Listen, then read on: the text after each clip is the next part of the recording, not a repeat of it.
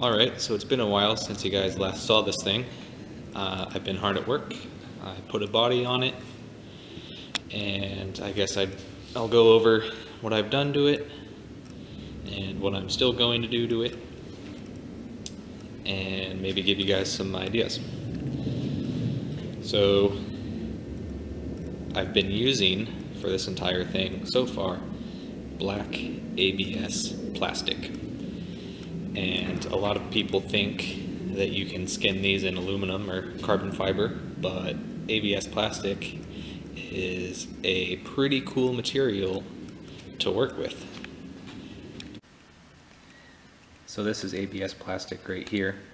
It's nice and smooth and shiny on one side, and if you flip it over, it's kind of got a textured matte finish to it. And what's nice about this is when you heat it up and bend it and then let it cool down, it'll actually take the shape of when you heated it up. It's a thermoplastic.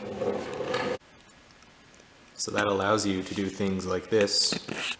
The scuttle, for example, you can heat it up and bend it to the shape that you want. The way I did this one was I took a welding bottle and set it on top, and as I heated it up, shaped it around the welding bottle, and was able to get a scuttle formed. I think it looks pretty cool. For the side pieces, I just cut out some square templates out of some cardboard, transferred it over to the ABS, and then I used a countersinker to help make all of these screw heads flush. These are stainless steel sheet metal screws, and they just go directly into the frame. One of the downsides of ABS plastic is it forms so easily because of heat. It has a relatively low melting point. So I just went to Home Depot and got some aluminum reflective tape, and so far that's been enough to keep the heat off of this plastic.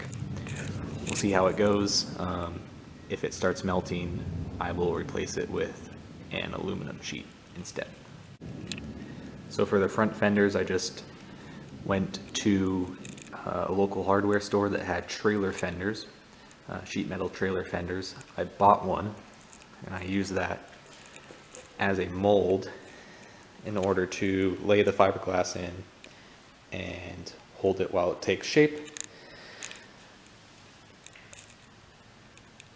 Curves a little bit upward, but that's all right. And then for the mounts, I attached directly to the ball joints, and then bent my own rods for it. So when you turn the wheel,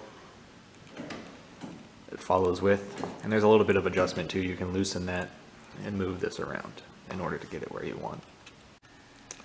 So for the front nose cone, I got this from Kinetic Vehicles down in Oregon.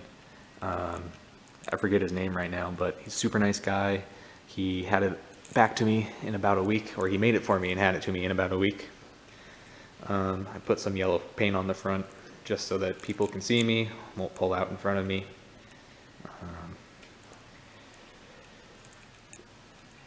The way it attaches is to the radiator with these brackets right here. Brackets come up and then stick up out of the nose cone, and then some hood pins hold it in place. Same thing for down at the bottom. The radiator mounts actually lined up perfectly with this thing, and I was able to drill out some holes, stick them through, and do the same exact thing for the top. So let's just say you get somewhere and you need to get to the radiator for whatever reason. You can take off the nose cone without having to get any tools. So win. Obviously still need to make a cowl piece but that'll also be out of ABS as well. I just got to go get some more. It's about a 2-hour drive away, and I just happened to run out at this point, so it's kind of a pain in the butt. Another great thing about ABS is it's cheap. So for like a 4x8 sheet is about, I think I paid $80 a piece, which a 4x8 sheet is fairly large. You can get a lot of material out of it.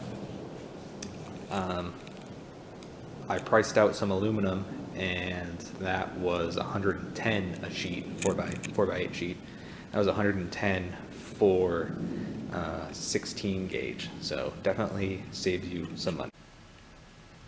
So I've also added a steering quickener to this.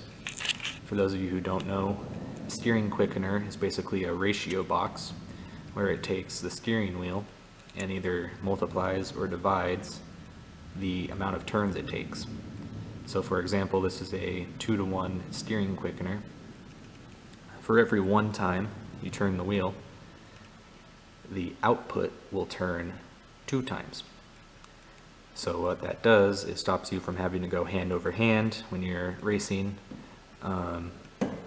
gives a lot quicker, obviously steering quickener, gives you a lot quicker just steering feel, to be honest. One of the downsides of these is it also multiplies the amount of force, the amount of steering wheel effort. So if you have a car that has a high steering wheel effort and you go and add one of these, it kind of makes it twice as hard to turn.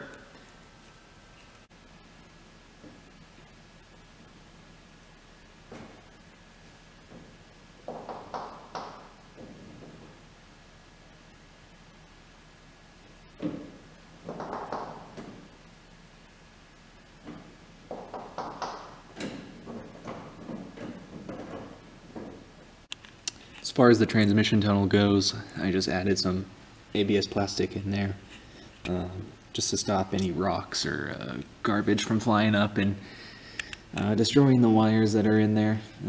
That's where the engine harness is in the transmission tunnel. I may buy some more ABS plastic and try and flat bottom this entire thing. I think that would help with aerodynamics a lot. I also tried making a diffuser for the rear. These are just ABS as well. They're fairly stiff actually. It takes a lot of force to move them back and forth. But I know it's probably not that aerodynamic and doesn't provide that much downforce, but you gotta admit that it looks pretty sweet from the back. Still a lot to do to it, obviously. Project cars are never really done, but thought I'd give you guys an update. And pretty soon, I'll be showing some driving videos too. So, take care.